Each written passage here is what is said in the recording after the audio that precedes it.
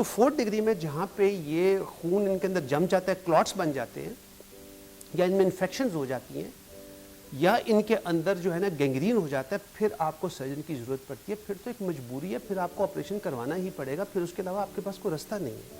لیکن میرا جو آپ کی وساطت سے پیغام جانا چاہیے وہ جانا چاہیے کہ اس میں آپ جلدی ڈاکٹر سے رجوع کریں، آپ کو ایک مستند رائے ملے گی، آپ اس پہ عمل کریں، ٹھیک ہے، اور اپنے آپ کو آپریشن سے بچائیں.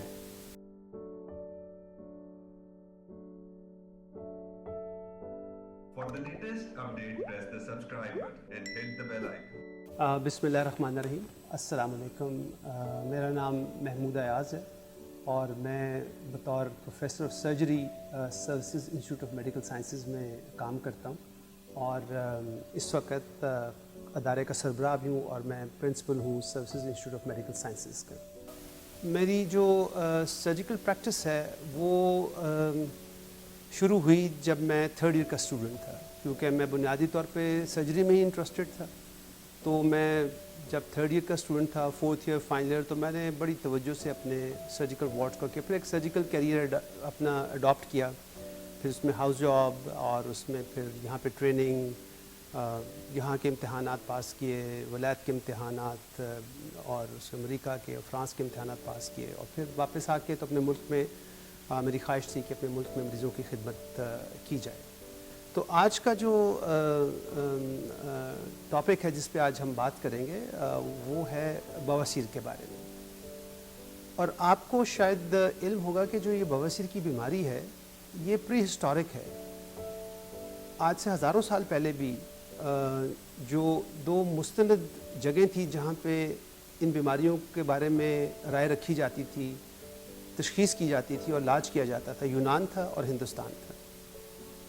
4000 سال پہلے کے ریکارڈز موجود ہیں جس میں ان بیماریوں کا ذکر ہے، اور یہ بیماریوں کی تشخیص بھی کی جاتی رہی ہے اور اس کا علاج بھی تجویز کیا جاتا ہے. اور آپ نے سنا ہوگا کہ یونانی دواخانہ بڑے مشہور ہیں، جو ہے نا دیسی علاج، حکیم، یہ چونکہ ٹریڈیشنلی ہمیشہ ماڈرن سائنس کے آنے سے پہلے ہمیشہ اس بیماری کا علاج یہی لوگ کیا کرتے تھے. اور میں نے اپنی پچھلے 36 سال کی کلینکل پریکٹس میں، right from my 3rd year student, میں نے یہ دیکھا کہ کم سے کم ایک جو وارڈ ہے یا کسی ڈاکٹر کی کلینکل پریکٹس میں کوئی 1/3 بیماری جو آ رہی ہوتی ہے وہ پخانے کی نلکی سے اس کا کوئی نہ کوئی تعلق ہوتا ہے. چاہے آپ اس کو بواسیر کہہ لیں، چاہے آپ اس کو فشر کہہ لیں، چاہے آپ اس کو فسٹولا کہہ لیں، یا آپ اس کو انفلیمیٹری باؤل ڈیزیز کہہ لیں، اور سب سے خطرناک ہے خدا نخواستہ بڑی آنت کے آخری حصے کا یعنی کہ پخانے کی نلکی کا کینسر ہو. کیونکہ علامات قریباً سب کی ایک جیسی ہوتی ہیں، جڑی ہوئی ہیں آپس میں، ایک دوسرے سے جدا نہیں ہیں. تو لوگ تشخیص نہیں کر پاتے یا اس میں تفریق نہیں کر پاتے کہ یہ ہمیں بیماری کس وجہ سے آ رہی ہے. لیکن جو اس میں جو ان ساری جو بیماریوں کا میں نے 5 بیماریوں کا نام لیا، اس میں سے جو سب سے جو مشترکہ علامات ہے وہ ہے کہ پخانے کی نلکی سے خون آنا. اور یہ ایک ایسی، دیکھیں انسان کے جسم سے کہیں اور سے خون بہہ رہا ہو، کٹ لگ جائے، زخم لگ جائے تو انسان کو سمجھ آ جاتی ہے کہ دیکھیں بات یہ ہے کہ اس کے خون بہنے کی وجہ یہ ہے. لیکن جب پخانے کی نلکی سے خون آ رہا ہوتا ہے کہ ہڈن جگہ سے خون آ رہا ہوتا ہے، پوشیدہ جگہ سے خون آ رہا ہوتا ہے، تو بڑی پریشانی کا باعث ہوتا ہے. تو اگر آپ پری ہسٹورک ٹیکسٹ دیکھیں، پرانی کتابیں دیکھیں جو لائبریریوں میں موجود ہیں جس میں اس بیماری کے بارے میں ذکر ہے، تو یہ بڑی خطرناک بیماری تصور کی جاتی تھی، اس کے بارے میں بڑی تشویش پائی جاتی تھی. اس لیے پرانے زمانے کی کتابیں جو ہمارے بڑے بڑے حکیم گزرے ہیں، بڑے بڑے ہومیوپیتھک ڈاکٹرز بھی ان کی کتابوں کی کتابیں، ٹیکسٹ اور پیپرز اس پہ موجود ہیں کہ یہ بیماری کیا ہے. یہ تو اب ماڈرن سائنس نے آ کے بتایا کہ یہ بیماری ایکچولی ہے کیا. تو میں تھوڑا سا آپ کو اس بیماری کے بارے میں بتاتا چلوں. سب سے کامن جو ہے نا جس کو ہم کہتے ہیں بواسیر، یہ بنیادی طور پہ انسان کے پخانے کی نلکی جو ہے اس میں سے خون آنا شروع ہو جاتا ہے. ظاہر ہے یہ بڑی ایک تشویش کا عمل ہے، کیونکہ روزانہ جب آپ پخانہ کرتے ہیں تو ایک وہ قدرتی عمل ہے. اس قدرتی عمل کے اندر جب یہ اس کا خون بہنے کا اضافہ ہوتا ہے تو وہ ظاہر ہے ایک بہت بڑی تشویش کا باعث بن جاتا ہے.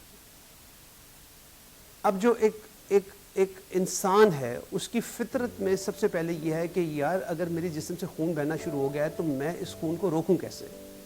تو سب سے پہلے وہ جو ہے نا وہ دیسی ٹوٹکے جو ہے نا وہ آپ سمجھ لیں کہ سب سے پہلے ہوم ریمیڈیز جن کو ہم کہتے ہیں، گھریلو علاج، سب سے پہلے اس کی توجہ جو ہے نا وہ گھریلو علاج کی طرف آ جاتی ہے. اور وہ میں سمجھتا ہوں کہ کچھ حد تک درست بھی ہے، کیونکہ لوگ کہتے ہیں کہ جی آپ گوشت کھانا بند کر دیں، مسالے والی چیزیں کھانی بند کر دیں، آپ دودھ والی چیزیں زیادہ استعمال کریں، دہی کا چیزیں زیادہ استعمال کریں. آپ کی خواہش ہوتی ہے کہ آپ کو لوگ تجویز کرتے ہیں کہ سبزیوں کا استعمال زیادہ کریں، پھلوں کا استعمال زیادہ کریں. تو میں سمجھتا ہوں کہ ایک حد تک یہ بات بالکل درست ہے کہ پانی کا استعمال زیادہ ہونا چاہیے اور قبض سے اپنے آپ کو بچا کے رکھنا چاہیے. تو میں سمجھتا ہوں کہ اگر یہ عام جسے ہم کہتے ہیں نا کامن سینس ہے لوگوں کے درمیان، یہ بالکل درست ہے، یہ ایسا ہی ہونا چاہیے، یہ ٹھیک بات ہے، ایسا ہونا چاہیے. لیکن جو اس کا جو مسئلہ یہ ہے کہ بات یہاں پر رکتی نہیں ہے، کیونکہ یہ بیماری ہے. آپ اس کا ایک دیسی گھریلو نسخے کی وجہ سے اس کی علامات میں تھوڑی سی کمی تو کر سکتے ہیں، لیکن علامات کو ختم نہیں کر سکتے، کیونکہ بیماری کا علاج نہیں ہو رہا نا. آپ تو صرف ایک ایسے کوشش کریں کہ بیماری کی جو شدت ہے اس میں کمی واقع ہو جائے، تو اس کی کمی واقع ہو جاتی ہے، لیکن یہ علاج نہیں ہے. پھر یہاں سے لوگ ہٹتے ہیں. تو ایک ہماری ایک کامن متھ ہے کہ یار جو بواسیر کا علاج ہے نا وہ حکیموں کے پاس اور ہومیوپیتھک کے پاس بہترین ہے. ڈاکٹرز کے پاس آنے سے اور ان سے مشورہ کرنے سے لوگ بڑا اجتناب کرتے ہیں، ایک تذبذب کی کیفیت ہوتی ہے، کنفیوز ہو جاتے ہیں نا، ان کو سمجھ نہیں آتی کہ ہم کیا کریں. تو سب سے آسان ریمیڈی تو وہی ہے کہ جی چلو جو نزدیکی ہومیوپیتھک ہے، جو نزدیکی حکیم ہے، آپ ان سے چل کے ملاقات کر لیتے ہیں.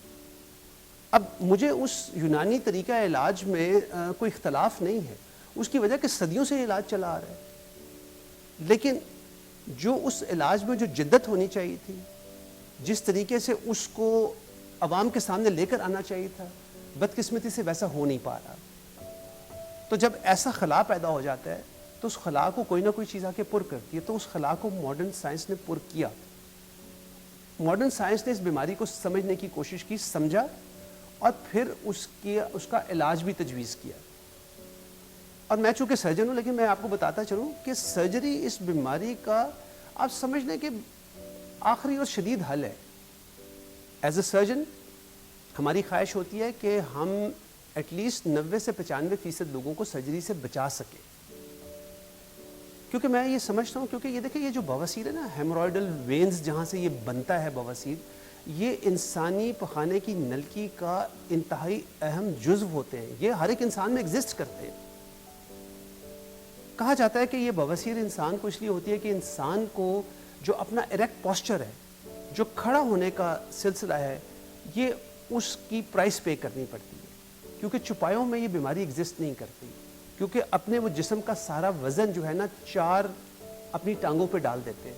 ہم اپنے جسم کا وزن اپنی 2 ٹانگوں پہ ڈال دیتے ہیں. تو جس طریقے سے یہ ویریکوز وینز جو کہ ٹانگوں میں وینز کے پھول جانا ہے، اسی طرح یہ ویریکوز وینز جو ہے نا یہ پخانے کی نلکی میں بھی ڈیولپ ہو جاتی ہیں. اور کہا جاتا ہے کہ یہ انسان کو یہ قیمت ادا کرنی پڑتی ہے اپنی ایریکٹ پوسچر کی. تو یہ بواسیر انسانوں میں ہے، چمپینزیز میں ہے، گوریلاز میں ہے، جو کہ 2 ٹانگوں پہ چلنے کے، ان جانوروں کے اندر، ان سپیشیز کے اندر ہے. چوپایوں کے اندر یہ ایگزسٹ نہیں کرتی. تو اس کا مطلب ہے کہ یہ بنیادی طور پہ آپ کے جسم کا ایک حصہ ہے، اور آپ کو یہ اس لیے ہو جاتی ہے کیونکہ آپ اگر پرولونگ سٹینڈنگ کے عادی ہیں، پرولونگ سٹنگ کے عادی ہیں، اگر آپ کا ایسا کام کی نوعیت ہے جس میں آپ کو زیادہ دیر تک اپنے دفتر میں بیٹھ کے کام کرنا پڑتا ہے، تو اس میں دیکھیں اگر میں اپنا ہاتھ منہ سے لٹکا دوں گا تو آپ دیکھیں میرے ہاتھ کی وینز پھولنی شروع ہو جائیں گی. اسی طرح میں جتنی زیادہ دیر تک بیٹھا رہوں گا تو میرے پخانے کی نلکی کی چونکہ موسٹ ڈپینڈنٹ ایریا وہ وینز پھولیں گی. تو یہ تو انڈرسٹینڈیبل بات ہے کہ ایسا ہوتا ہے. اور میں دوسری بات بتاتا چلوں کہ یہ بنیادی طور پہ یہ ایک موروثی بیماری بھی ہے، جینیٹیکلی ڈٹرمنڈ ہے، ہماری جینز میں ہوتی ہیں. جب مریض آپ کے پاس آتے ہیں تو ظاہر آپ ان کے ساتھ تبادلہ خیالات کرتے ہیں، ان کی ہسٹری لیتے ہیں، ان سے پوچھتے ہیں ان کی بیماری کے بارے میں. تو وہ اکثر و بیشتر ان کے والدین میں بھی یہ بیماری ایگزسٹ کر رہی ہوتی ہے، یا تو دونوں والدین میں ہوتی ہے، یا ماں یا باپ میں ہوتی ہے، اور ایک جنریشن کو سکپ کر کے بھی ہوتی ہے، یا دادا یا نانا یا دادی یا نانی میں چل رہی ہوتی ہے. تو یہ اس بات کی شواہد موجود ہیں کہ یہ ایک موروثی بیماری ہے. اور انسان جیسے جیسے اپنا ایریکٹ پوسچر اڈاپٹ کرتا چلا جاتا ہے، بیٹھنے کی صلاحیت زیادہ بڑھاتا چلا جاتا ہے، یہ بیماری زیادہ بڑھ کے سامنے آتی ہے. تو ایک جو کامن وزڈم ہے کہ خوراک میں کچھ تبدیلی لے کر آنی ہے، تو اس میں جو دوسری بڑی تبدیلی لے کر آنی ہے کہ آپ کو جو پرولونگ سٹنگ کی عادت ہے، زیادہ دیر بیٹھنے کا کام ہے، اس کو اوائڈ کریں، اس میں بریکس لیں، اٹھیں، چلیں پھریں، واک کریں اور اس کو بریک کریں، ریسٹ کریں، پھر دوبارہ بیٹھ جائیں۔ یہ پرولونگ سٹنگ ہے نا، 6 گھنٹے 8 گھنٹے، جس طرح دفتروں میں بیٹھنا پڑتا ہے، بینکوں میں بیٹھنا پڑتا ہے، تجارتی اداروں میں بیٹھنا پڑتا ہے، تاجروں کو بیٹھنا پڑتا ہے، ٹھیک ہے، تو ان میں آپ دیکھیں کہ زیادہ ہے۔ مزدوروں میں کم ملے گی آپ کو، فیلڈ ورکرز میں کم ملے گی، جو مینول ورکرز ان میں کم ملے گی۔ اس کی وجہ یہ ہے کہ وہ سارا دن ایکٹیو رہتے ہیں۔ سو ان ایکٹیویٹی اس کا ایک بہت بڑا فیکٹر ہے، وہ ایک بہت بڑا فیکٹر ہے۔ تو میں بات کر رہا تھا کہ اس کی علامات کے بارے میں، تو وہ یہ شروع ایسے ہی ہوتی ہے کہ یہ گریجولی آہستہ سے شروع ہوتی ہے، اور اس کی جو پہلی اور خطرناک ترین علامت جو تشویش کا باعث بنتی ہے کہ وہ پخانے کی نلکی میں سے خون آنا۔ تو جب خون آنا شروع ہوتا ہے تو تشویش شروع ہو جاتی ہے اور انسان اپنے علاج کے لیے بھاگتا ہے۔ اس کے علاوہ، خون آنے کے علاوہ، پخانے کی نلکی کے آس پاس تھوڑی سی خارش کا ہو جانا، اور پھر اگر یہ بواسیر یہ اندرونی حصے سے نکل کے باہر کی طرف آنا شروع ہو جائے تو وہاں پہ ہم سے کہتے ہیں کہ ایک ببل لائک اپیرنس، لگتا ہے کہ ایک چھوٹی سی وہاں پہ سویلنگ ہو گئی ہے۔ اور یہ پہلی جو ڈگری ہے اس کے اندر تو صرف خون آتا ہے، دوسری ڈگری میں جو ہے نا یہ باہر تھوڑا سا یہ پرولیپس کرتے ہیں، باہر نمودار ہونا شروع ہو جاتے ہیں، اور لیکن پھر یہ پخانہ کرنے کے بعد خود ہی واپس چلے جاتے ہیں۔ تیسری ڈگری کے اندر یہ باہر رہتے ہیں اور باہر ہی ٹھہرے رہتے ہیں اور یہ کم نہیں ہوتے۔ چوتھی ڈگری ہے جس میں یہ باہر آ جاتے ہیں، انتہائی تکلیف کا باعث بنتے ہیں، کئی دفعہ اس میں خون کلاٹ کر جاتا ہے اور یہ گینگرینس ہو جاتے ہیں۔ یہ وہ جگہ ہے جہاں پہ 5% لوگوں کو آپریشن کی ضرورت پڑتی ہے۔ پہلی ڈگری میں، دوسری ڈگری میں، تیسری ڈگری میں ہماری پوری کوشش ہوتی ہے کہ ان کا آپریشن نہ کیا جائے، ان کی غذا میں تبدیلیاں کی جائیں، ان کے لائف سٹائل میں چینج کیا جائے، ان کے جو ہے نا ڈیلی روزمرہ کی ایکسرسائز میں اس میں اضافہ کیا جائے، ان کی جو ہے نا روزمرہ ان کی جو عادات ہے اس میں تبدیلی کی جائے، اور کچھ معمولی دوائی دے کے اس کے علامات کو ختم کر دیا جائے، اور 95% لوگ اس طریقے سے ٹھیک ہو جاتے ہیں۔ سرجری کرنے کی نوبت تو بہت ہی لیٹ آتی ہے، وہ بہت کہیں آپ کو زیادہ کام کرنا پڑ جائے تو کبھی آپ اس میں انجیکشن لگا دیتے ہیں، بینڈنگ کر دیتے ہیں، وہ بھی مطلب کوئی اوپن آپریٹو پروسیجر نہیں ہوتا۔ اور میں آپ کی وساطت سے نا 2-3 چیزیں عوام تک ضرور پہنچانا چاہتا ہوں، جو میں چاہتا ہوں کہ میں ڈائریکٹلی ان سے بات کرنا چاہتا ہوں۔ پہلی بات تو یہ ہے کہ یہ ایک بیماری ہے، اس کو یہ تشویش آپ کی بجائے کہ یہ ایسا ہونا نہیں چاہیے، لیکن اگر ایسا ہو جائے تو پھر بہت ضروری ہے کہ آپ جو ہے اس کا ایک مستند ڈاکٹر سے علاج کروائیں، اس سے مشورہ کریں۔ ہر ڈاکٹر آپ کو سرجری تجویز نہیں کرے گا، میں بھی اپنے جتنے سرجیکل کولیگز کو جانتا ہوں، سرجری اس میں شاذ و نادر ہی تجویز کی جاتی ہے، زیادہ تر آپ اس کا جو میں نے آپ کو طریقے بتائے اس طریقے سے ہی علاج ہوتا ہے۔ تو پہلی تو بات ہے کہ تشویش میں مبتلا نہ ہو، مستند ڈاکٹر سے اپنا رابطہ قائم کریں، کیونکہ ہر جو بیماری جس میں پخانے کی نلکی میں سے خون آ رہا وہ بواسیر نہیں ہوتی، کیونکہ آپ کو اور چیزوں کی بھی ضرورت ہے۔ تو اس لیے ڈاکٹر کے پاس جا کے اپنی علامات کا اظہار کرنا، اور ڈاکٹر جو ہے نا آپ کو انکریج کرتے ہیں، آپ کی حوصلہ افزائی کرتے ہیں کہ اس کا معائنہ ضرور ہو، کیونکہ ہم نہیں چاہتے کہ ہم صرف اس کو یہ دیکھیں نا، جب آپ حکیم کے پاس جاتے ہیں، ہومیوپیتھک کے پاس جاتے ہیں تو اس کے پاس کوئی ایسا انتظام نہیں ہوتا کہ آپ کا وہ معائنہ بھی کر سکیں۔ تو معائنہ کرنے کے لیے بہت ضروری ہے، کیونکہ وہاں پہ آپ فرق کرتے ہیں کہ کیا یہ واقعی بواسیر ہے، کہ کیا یہ فسٹولا ہے، کیا یہ فشر ہے، کیا یہ انفلیمیٹری باؤل ڈیزیز ہے، کہ خدا نخواستہ یہ کینسر تو نہیں ہے۔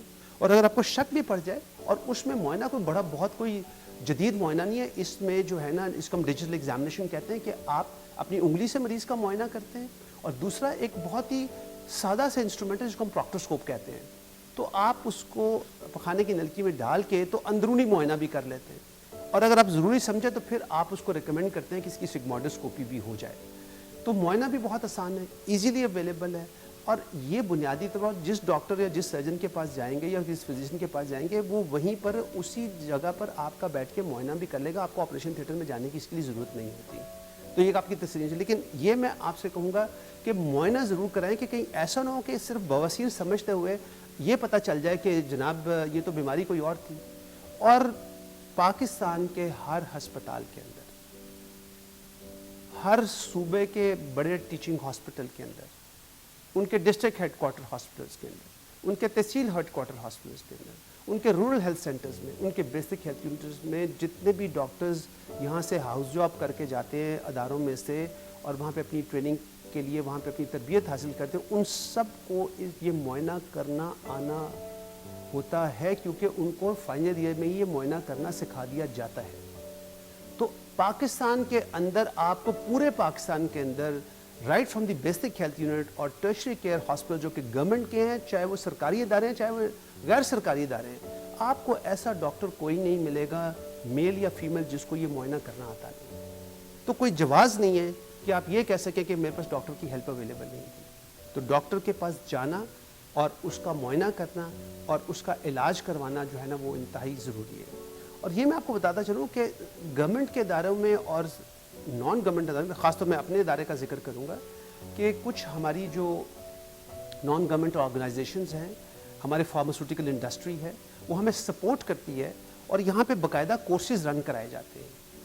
کورسز کن لوگوں کے لیے رن کرائے جاتے ہیں؟ کورسز جتنے بھی ہمارے جنرل پریکٹیشنرز ہیں ہم ان کو ایک مقررہ ٹائم پہ اکٹھا کرتے ہیں، 1 یا 2 دن کا کورس کرواتے ہیں جس میں اس بیماری کے بارے میں اویئرنیس دی جاتی ہے. یہ ایک طرح کی، میں یہ نہیں کہتا کہ ان کو پتہ نہیں ہے، ایک طرح کی یاد دہانی ہوتی ہے کہ آپ نے جو ہے نا یہ ان مریضوں کو اس طریقے سے ٹریٹ کرنا ہے. تو ان کو وہاں پہ ان کی تشخیص سکھائی جاتی ہے اور پھر ہم وہاں پہ پریکٹیکل ورکشاپس کراتے ہیں کہ کس طریقے سے ان مریضوں کو ہینڈل کرنا ہے، پروکٹوسکوپی کیسے کرنی ہے، اور اگر آپ نے انجیکشن لگانا ہے یا بینڈنگ کرنی ہے اس کی بھی تربیت اس وقت دے دی جاتی ہے. اور میں سمجھتا ہوں کہ یہ ایک بڑی ویلیوبل ایڈیشن ہے کہ جہاں پہ مریضوں کو یہ تسلی ہو جاتی ہے کہ یار ہمیں اس کو آپریشن کی ضرورت نہیں ہے، دوائی سے اور اس کے ساتھ اس کا علاج ممکن ہے.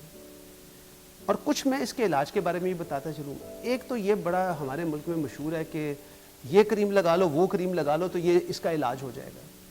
کریمیں ہیں، مجھے پتا ہے کہ 20 سے 30 لاکھ کے درمیان یہ جو کریمیں جو ہے نا مطلب یا 1 مہینے میں یا 2 مہینے میں بک جاتی ہیں، اور سال کا آپ دیکھیں تو یہ تو مطلب 20 ملین کے قریب جو ہے نا یہ دوائیاں اس طرح کی بک جاتی ہیں. لیکن ان کا فائدہ نہیں ہے. فائدہ شاید یہ وقتی طور پہ ہو کیونکہ اس میں سن کرنے کی اجزاء شامل ہوتے ہیں، تو شاید لوکل وقتی طور پہ یہ سن ہو جائے. لیکن یہ آپ کو سمجھنے کی ضرورت ہے کہ دیکھیں اگر مجھے بلڈ پریشر کی تکلیف ہے، اس کی وجہ سے میرے سر میں درد ہو رہا ہے، تو اگر میں پیناڈول کھاؤں گا تو میرا سر درد تو ٹھیک ہو جائے گا، لیکن جیسے اس کا اثر ختم ہوگا ساتھ ہی سر درد واپس آ جائے گی کیونکہ میں نے بلڈ پریشر کا تو علاج ہی نہیں کیا.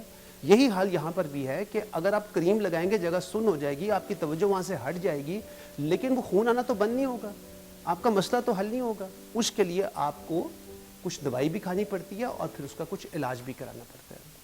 اب 95% میں نے ذکر کیا کہ 95% جو ہے نا مریض وہ تو صرف لائف سٹائل چینج سے اور غذا کی تبدیلی سے ان کو فرق پڑ جاتا ہے. ان کو کہا جاتا ہے کہ فاسٹ فوڈ نہ کھائیں، مسالے دار چیزیں نہ کھائیں، باہر کی چیزیں نہ کھائیں، بیکاز یہ جسم کے جو خون کے دورانیے اس کی گردش کو تیز رفتاری BMR ہمارا بڑھا دیتے ہیں. تو اس لیے ہم یہ کھانے فی الحال کچھ دنوں کے لیے ان کے روک دیتے ہیں. پھر کچھ ایسی دوائیاں موجود ہیں جو کہ یہ نیچرل ایکسٹریکٹس ہیں، ان کو ہم مائکرونائزڈ فلیونوئک دوائیاں کہتے ہیں. یہ پیوریفائڈ فریکشنز ہوتی ہیں. یہ کہاں سے آتی ہیں؟ یہ گرین ٹی میں سے نکالا جاتا ہے، نیچرل فوڈ ہے. یہ سٹرس فروٹ میں سے نکالا جاتا ہے. یہ عام ٹی میں سے یہ اس کے 3 سورسز ہیں. تو پہلے تو میں مریضوں کو تجویز کروں گا کہ جن کو بواسیر کی علامات آ رہی ہیں، سب سے پہلے تو یہ ہے کہ وہ تھوڑی سی گرین ٹی، کہوہ، چائے اس میں اضافہ کریں اپنے لیے. اور اس کے بعد پھر یہ ہے کہ سٹرس فروٹ جب سردیاں ہیں تو اس کا استعمال زیادہ کریں، کیونکہ یہ جو دوائی بنتی ہے یہ پیوریفائڈ فریکشنز جو آ رہی ہوتی ہیں ہمارے پاس، یہ ان نیچرل فوڈ ایکسٹریکٹس ہیں.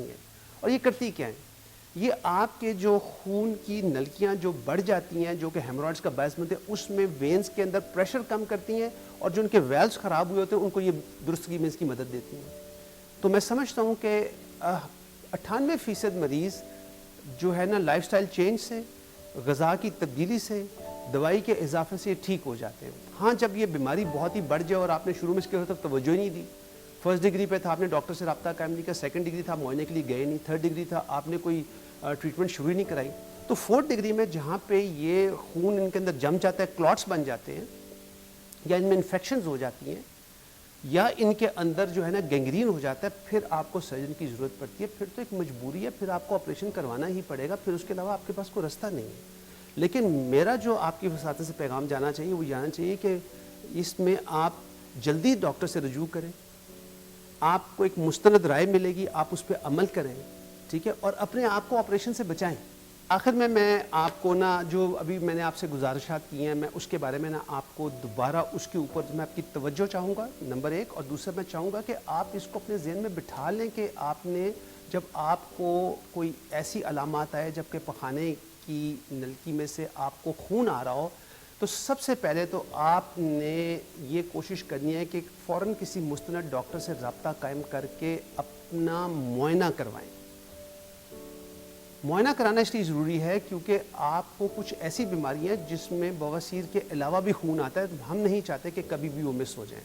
اور اس کی آپ کی سہولت کے لیے میں بتاتا ہوں کہ اس میں آپ کو کوئی بہت کسی بڑے یا پرائیویٹ ڈاکٹر کے پاس جانے کی ضرورت نہیں ہے. سرکار پاکستان کے تمام سرکاری ہسپتالوں میں مستند ڈاکٹرز جو اس میں تربیت یافتہ یہ موجود ہیں. اب مسئلہ یہ سب سے بڑا آ جاتا ہے کہ خواتین بڑی گھبراتی ہیں کیونکہ ان کو یہ لگتا ہے کہ بھائی جا کے میل ڈاکٹرز کو کیسے دکھائیں. لیکن اب آپ کو یہ اندازہ ہونا چاہیے کہ ہر میڈیکل کالج میں 50% سے زیادہ لڑکیاں ہیں. اسی تناسب سے لڑکیاں ڈاکٹرز بھی بن رہی ہیں، اسی تناسب سے جو ہے نا وہ لڑکیاں سرجنز بھی بن رہی ہیں. اب سرجنز، ٹرینڈ فیمیل سرجنز کی کمی نہیں ہے. ہر پاکستان کے، پنجاب کے ہر سرکاری ہسپتال کے اندر، چاہے وہ بیسک ہیلتھ یونٹ ہے، چاہے وہ ایک ٹیچنگ ہاسپٹل ہے، ٹرشری کیئر ہاسپٹل ہے، اس کے اندر ٹرینڈ لیڈی ڈاکٹرز موجود ہیں جو کہ آپ کا معائنہ کر سکتی ہیں. اور آپ کو، کیونکہ میری اپنی آبزرویشن ہے کہ جو خواتین ہیں وہ لیٹ پریزنٹیشنز میں آتی ہیں، وہ جلدی نہیں آتی بیکاز شرماتی ہیں. مطلب کیسے معائنہ کرائیں ایک میل ڈاکٹر کو جا کے اپنی پوشیدہ جگہوں کا. تو اس کے لیے میں آپ کو بتانا چاہتا ہوں کہ خواتین ڈاکٹرز ہمارے پاس موجود ہیں اور ہم ان کے لیے جو ہے نا وہ ان کی پوری ٹریننگ کا بندوبست ہے اور وہ آپ کا پورا ٹھیک طریقے سے معائنہ کریں گی. تو آپ اس میں آپ نے بالکل اجتناب نہیں کرنا، ضرور جا کے معائنہ کریں. اور دوسری بات یہ ہے کہ جو آپ کو جب علامات آ جائیں وہیں سے آپ اپنا علاج خود شروع کر لیں. پانی کی مقدار میں بہت اضافہ کریں، غذا بالکل سادی رکھیں، سبزیاں پھل اس میں استعمال زیادہ کریں، گوشت مسالے دار چیزوں سے اور چکنائی سے اس میں سے آپ پرہیز کریں. اور اس کے بعد یہ ہے کہ پلیز اٹھ جائیں اپنی کرسی سے، اپنے بستر سے اٹھ جائیں، اپنے آپ کو جو ہے نا ایکٹیو کر لیں، چلیں، واک کریں، اپنا کام کریں، سیڈنٹری لائف سٹائل کو ختم کر دیں. تو آپ دیکھیں گے کہ آپ کی بیماری جو ہے نا حیران کن طور پہ اس کی شدت میں کمی ہو جائے گی نہیں. اس کو ختم کرنے کے لیے ڈاکٹر کے پاس جانا ضروری ہے، معائنہ کرانا ضروری ہے، کوئی چیز مس نہ ہو جائے. اور اگر بواسیر ہے تو اس کا علاج ہو جائے گا. 95% آپ لوگ اپنا مشورہ کر کے اپنا دوائی لے کے تو آپ گھر چلے جائیں گے. آپریشن کی تو نوبت آئے گی نہیں، آ جائے گی نوبت اگر آپ اس چیز کے اوپر توجہ نہیں دیں گے جو میں نے آپ کو بات دی. جب آپ کمپلیکیٹ کر لیں گے تو آپریشن بواسیر میں صرف کمپلیکیشنز کا ہوتا ہے، بواسیر کا آپریشن نہیں کیا جاتا، یہ یاد رکھیے گا. ٹھیک ہے، ہم نہیں کرتے بواسیر کا آپریشن، صرف کمپلیکیشنز کا علاج کرتے ہیں. تو آپ کیوں کمپلیکیشنز میں آنا چاہتے ہیں؟ آپ کمپلیکیشن سے بچائیں اور اپنا علاج بر وقت کروائیں. بہت شکریہ. ابھی مرہم ایپ ڈاؤن لوڈ کریں اور کسی بھی مسئلے کے لیے 2000 سے زائد اسپیشلسٹ ڈاکٹر سے آن لائن آڈیو یا ویڈیو کال کے ذریعے بات کریں.